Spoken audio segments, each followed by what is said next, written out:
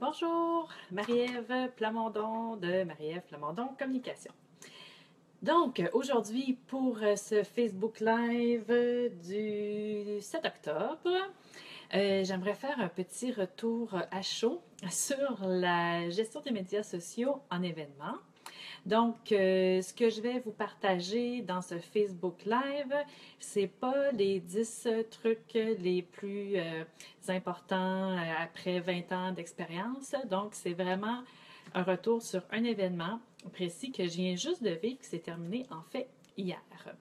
Et aussi, pourquoi je me permets de partager ces trucs-là, même si je ne suis pas une experte dans le domaine de l'événement, c'est parce que je me rends compte, après avoir lu beaucoup pour me préparer avant, que, puis même pour, ça s'applique pour tous les médias sociaux, c'est tellement spécifique à l'audience à laquelle on s'adresse que oui, c'est intéressant de lire des articles avec les 10 meilleurs trucs et tout ça, mais en même temps, il faut vraiment savoir s'adapter à son audience, puis la tester, se pratiquer, l'écouter. C'est vraiment ça, je pense, la recette du succès.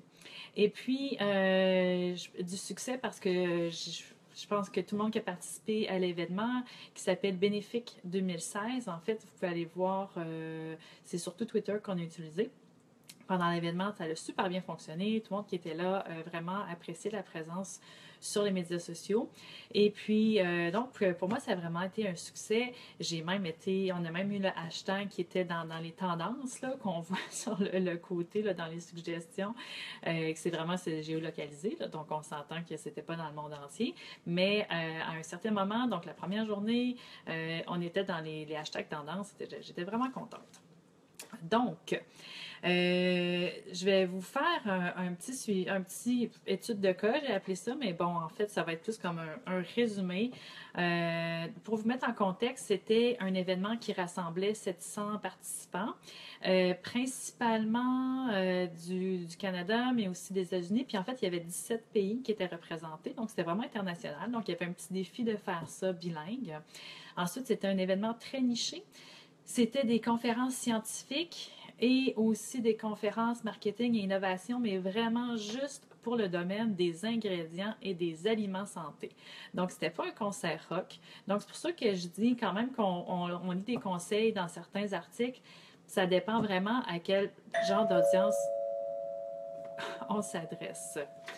Là, ça sonne à la porte. Genre de situation bizarre. Je vais me permettre d'y aller quand même.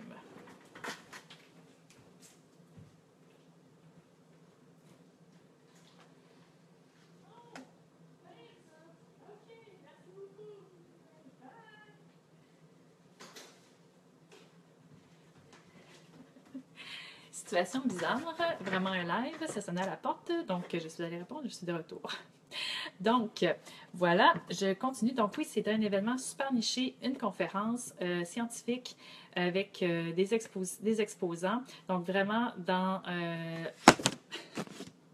ça va bien, vraiment dans le domaine des aliments et des ingrédients santé.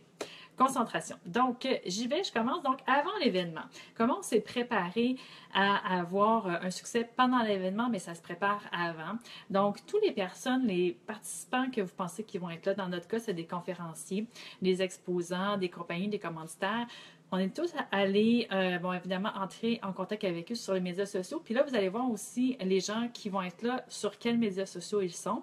Pour nous, ça s'est avéré vraiment être Twitter. On était aussi présents sur LinkedIn et sur Facebook, mais c'est vraiment sur Twitter que notre audience était. Donc, on s'est concentré là-dessus. Avant l'événement, ce qu'on a fait, c'était beaucoup de partage d'informations, des articles scientifiques qui étaient vraiment adressés à cette audience-là. Et moi, j'avais quelqu'un à l'interne de cette organisation-là, parce que moi, je ne suis pas scientifique. Moi, je faisais une petite recherche, puis la personne me validait. Oui, cet article-là, c'est vraiment intéressant. Non, ça, c'est trop mainstream. Donc, vraiment, partager du contenu pertinent. On a aussi fait des articles de blog qu'on a partagés sur les médias sociaux. Puis aussi, par exemple, des petites actions qu'on peut faire. Par exemple, une conférencière qui était dans une autre conférence, ben je la suivais. Si elle partageait du contenu, qu'il y avait des commentaires sur sa conférence, mais là, je pouvais reprendre puis dire, elle va aussi être à notre événement, telle date. Donc, faire un petit peu du millage là-dessus. Donc, avant vraiment suivre les participants, les gens qui vont constituer votre audience et interagir avec eux sur les médias sociaux. Par la suite aussi, c'est quoi votre objectif? Bien, nous, avant l'événement, c'était vraiment l'inscription. Donc, on moussait vraiment sur la pertinence de l'événement, établir vraiment la renommée de l'événement. C'était vraiment là-dessus qu'on mettait l'emphase avant l'événement. Aussi, bon, comme je vous disais, choisir ses canaux. Donc, nous, on s'est un peu limité dans les médias sociaux à 3 canaux, puis on a vraiment mis plus de temps sur Twitter. Et donc, sur Twitter, choisir le hashtag. Donc, nous, on avait un même hashtag qui était avant l'événement et pendant l'événement. Donc, puis on l'a beaucoup diffusé avant, mais surtout aussi, juste avant, dans tous les documents participants, ben, on disait tweeter le hashtag, dans les documents d'inscription et tout ça, on remettait l'emphase là-dessus. Ensuite aussi, bon, est-ce qu'on doit programmer ou non à l'avance des tweets? Moi, j'ai un petit peu... moi, j'aime préparer, mais j'aime pas programmer beaucoup à l'avance. Parce que, ce que je peux vous dire pour la programmation, on avait aussi une application pour l'événement dans laquelle on devait programmer des messages et c'était avec une firme française et on avait programmé des trucs pour la journée. Ils sont partis le soir avant. Donc, à 8 heures le soir, on avait des notifications. Bon matin, venez à la première conférence. Donc, moi, c'est pour ça que j'aime pas beaucoup programmer à l'avance parce que des fois, on a des petites surprises et l'erreur est humaine. Et parfois, on va faire des erreurs. Donc, moi, j'aime mieux préparer. Donc, on pourrait préparer des bouts de texte. L'autre chose aussi que j'avais pas assez fait puis que je recommanderais, c'est de tout sortir pas les hashtags, mais oui, les hashtags, mais aussi les noms, pour taguer les gens. Des fois, les compagnies sont vraiment créatives et quand on vient pour les chercher dans Twitter et Facebook, c'est pas toujours si évident. Donc, par exemple, si on a des commanditaires, dans notre cas, on en avait au-dessus de 40 partenaires et commanditaires, mais de tout sortir déjà à l'avance les users pour pouvoir les taguer dans les publications. Ça, c'est vraiment quelque chose que j'ai négligé de faire en détail. Tous les exposants, j'aurais dû le faire à l'avance aussi. Et donc là, on est prêt à partager et à les taguer aussi dans nos publications. Donc ça, c'est une chose que je préparerais d'avance. Aussi, de choisir une personne qui est vraiment dédiée aux médias sociaux pendant l'événement. Moi, c'était mon rôle et puis j'ai vraiment utilisé tout mon temps parce qu'aussi, il faut savoir que si on donne une tâche à quelqu'un, il arrive des imprévus. Par exemple, pendant l'événement, j'ai dû aller chercher un conférencier à l'aéroport parce qu'il y avait grève de taxi. Donc, déjà, de dédier quelqu'un vraiment juste à cette tâche-là, s'il y a des imprévus, ben on peut quand même y arriver. Mais si on n'a pas déjà cette tâche-là de prévu à notre horaire, ça devient difficile de faire ça en plus du reste. Donc, puis nous, on a choisi aussi pour diffuser en direct pendant l'événement d'utiliser une application qui s'appelle, je ne vais pas me tromper, Live Tweet App. J'en ai pas utilisé d'autres, mais je peux vous dire que nous, on était vraiment satisfaits. On avait un écran géant avec les tweets qui roulaient sur cet écran-là. Donc, ça créait vraiment l'impression que... Puis là, ça a bien marché. Donc, ça donnait vraiment l'impression qu'il se passait quelque chose. Après ça, pendant, bien, savoir du contenu déjà de préparer, donc par rapport à la programmation, par exemple. S'il y a des conférences qui démarrent à telle heure, on peut commencer à animer une discussion avec ça. Mais c'est sûr que c'est intéressant aussi d'avoir du contenu plus live de ce qui se passe. Donc, moi, je me promenais dans les conférences, je prenais des photos, j'écoutais un peu, je tweetais quelque chose qui avait été dit. Et puis là, bon, ça créait un momentum. Je partageais aussi, par exemple, à l'organisation qui avait envoyé ce conférencier, à d'autres personnes qui pouvaient être intéressées par le sujet. Donc, ça créait des échanges, des retweets et tout ça. Et aussi, c'est le fun d'avoir prévu d'autres personnes qui vont tweeter ou qui vont partager, qui vont snapchatter ou whatever pendant l'événement. Donc, nous, ce qu'on a fait, on a choisi quelques personnes, 2-3 personnes qu'on a invitées gratuitement à l'événement pour que pendant l'événement, ben, partagent ce qu'ils voyaient. Il n'y avait pas on leur demandait pas de faire, par exemple, X tweets par jour mais on leur disait juste soyez présents puis tweetez pendant que vous êtes là. Ça a super bien marché. Puis même si c'est des personnes qui n'ont pas des super grandes audiences, mais c'est pas vraiment si grave que ça parce qu'en fait, pendant l'événement, ce qu'on veut rejoindre, c'est plus les participants qui vont suivre le hashtag. Donc, juste avoir quelqu'un qui tweet de temps en temps pendant la journée. On était vraiment chanceux aussi parce qu'on avait des conférenciers, des professeurs qui étaient très actifs sur Twitter Et eux aussi ont tweeté, des compagnies qui étaient là. Les gens aiment ça se mettre de l'avant quand même dans ces événements-là. Puis quand ils voient, comme quand les exposants voyaient que les autres exposants sur l'écran géant partageaient des photos et tout ça, ben ça crée un momentum. Puis là, les gens sont comme, ah oui, nous autres aussi, on se prend en photo devant notre stand, puis on va poster ça. Donc, dès qu'il y a si vous réussissez à générer un momentum avec quelques interactions, ben c'est comme une boule de neige, là. Après ça, les gens embarquent. Puis, ça crée vraiment là, comme un effet d'entraînement. Puis c'est le fun comme contenu à partager. Si vous avez des partenaires, par exemple, c'est des trucs qui vont de soi, mais nous, on avait des super beaux produits pour les pauses. C'est un événement dans le domaine de l'alimentation. Donc, poster quand les gens mangent, les produits et tout ça, c'est intéressant.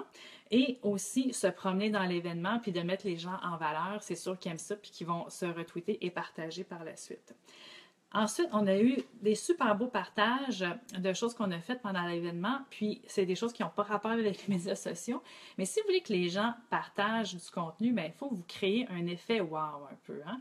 Donc, on ne va pas partager des trucs qui sont plates. Il y a des petits détails, comme quand les exposants arrivaient à leur kiosque, il y a quelqu'un qui avait pensé, ah, pourquoi on leur fait pas un petit paquet avec, on avait des commanditaires, des canneberges au chocolat, deux, trois trucs, puis un petit mot qui dit bienvenue, passez un bon salon.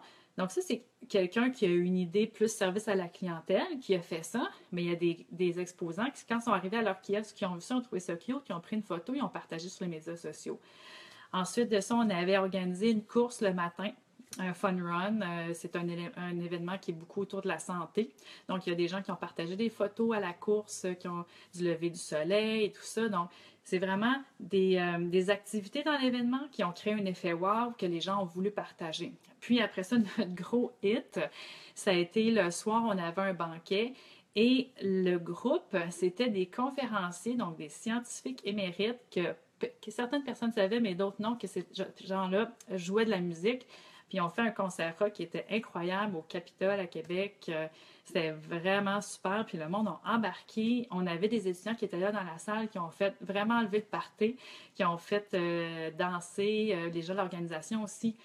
On a vraiment fait lever le plancher de danse, puis il n'y avait plus personne d'assis, tout le monde dansait. Fait qu'il y a plein de gens qui ont posté des photos de ça, qui ont même challengé d'autres conférences. Est-ce que vous allez faire quelque chose d'aussi hot que ça l'année prochaine en France? Donc, c'était vraiment un effet wow qui a été créé, puis c'est cet effet-là que les gens vont avoir le goût de partager.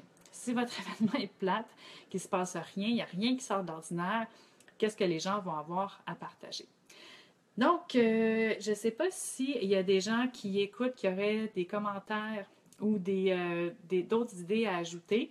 Ça va être possible de le faire aussi ensuite parce que, évidemment, je vais publier la photo sur ma page Facebook, donc Marie-Ève Plamondon Communication. Donc, c'était vraiment un petit témoignage à chaud de super 3 jours à Québec avec une équipe vraiment du tonnerre. Donc, puis je vais essayer de mettre des exemples de posts aussi qui ont été faits pendant l'événement. Donc, Bénéfique 2016 qui s'est terminé hier à Québec. Donc, je vous remercie de votre présence et puis j'espère qu'on se revoit la semaine prochaine. Bye bye.